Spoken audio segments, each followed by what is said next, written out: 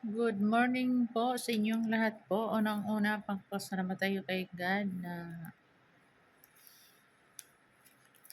gumising tayo na walang sakit, healthy tayo, at saka binigyan tayo na ni God ng magandang hanap buhay.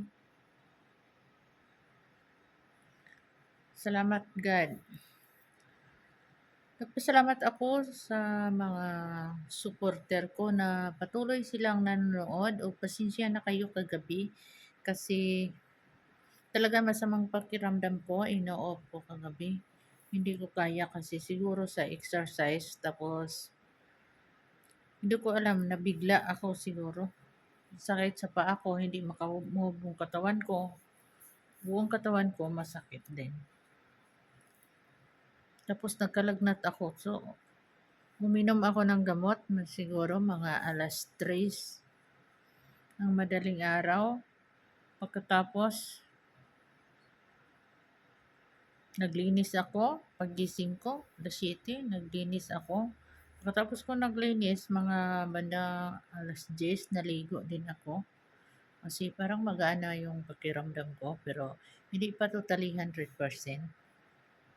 So, pasensya ka uli sa inyong lahat, mga kabayan ko o mga ibang lahi. Ang karamihan nanood sa akin, mga ibang lahi po. Salamat sa inyo sa patuloy ninyong nagsuporta sa akin. Pangako ko sa inyo na kung may blessing man ako na dumating sa channel ko, pangako ko kay God na tutulong din ako sa mga kapwa kong Pilipino na mahirap na kagaya ko. Hindi naman ako mayaman kahit nasa ibang bansa ako. Kung mayaman pa ako, hindi ako na nagpunta sa ibang bansa para magtrabaho. Kung mayaman pa ako, mahirap, sobrang hirap ko. Katulad sa ibang mga kabayan natin na mahirap din.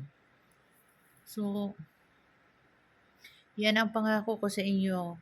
Kahit sa mga Pilipino na nanood sa akin, salamat sa inyong pagpanood o laking tulong yun sa channel ko. Huwag kayong mag-alala sa pagpanood ninyo. Makita ninyo kung magkasahod na ako na